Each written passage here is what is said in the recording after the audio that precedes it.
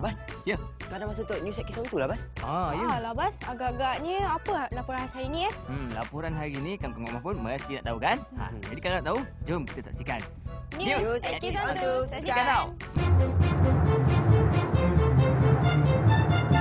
News at Kiss on 2.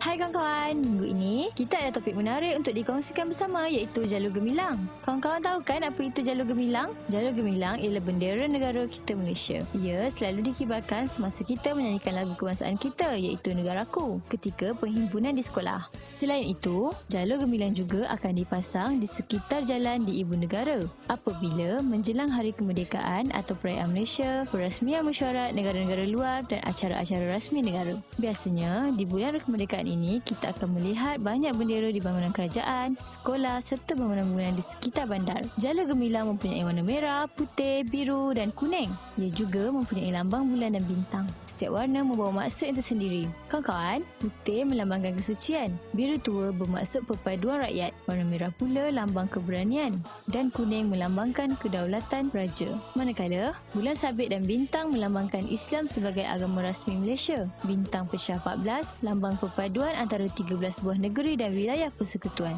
14 jalur merah dan putih pula melambangkan 13 buah negeri dan wilayah persekutuan. Sebagai rakyat Malaysia, kita harus mengenali dengan lebih dekat jalur gemilang kita ini. Adakah kawan-kawan di luar sana kenal jalur gemilang? Mari kita tinjau. Kawan-kawan tahu apa itu jalur gemilang? Ya, saya tahu. Jalur gemilang adalah bendera Malaysia. Bendera negara Malaysia. Bendera negara Malaysia.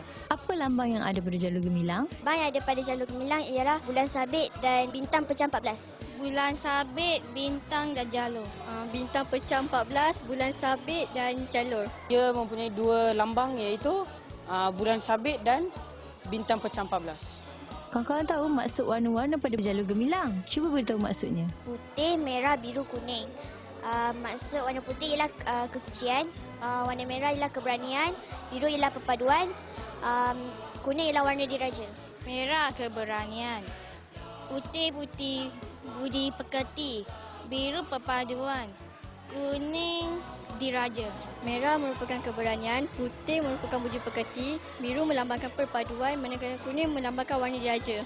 Salah satunya ialah warna putih. Warna putih menunjukkan kesucian. Cuba kawan-kawan nyanyi sedikit lagu jalur gemilang. Merah mubarak semangat wajah. Putih bersih budi pekerti. Kuning berdaulat, payah negara. Biru perpaduan kami semua. Itulah jawapan dari rakan-rakan kita di luar itu. Apa yang penting, kita sebagai generasi baru haruslah berbangga dengan identiti negara kita agar masyarakat luar tidak memandang rendah terhadap negara kita. Sampai di sini dahulu laporan kita minggu ini. Jumpa lagi di episod akan datang dalam News at Kids on 2. Apa kata kawan? Kita berehat sebentar dengan Rancangan seterusnya. Saksikan.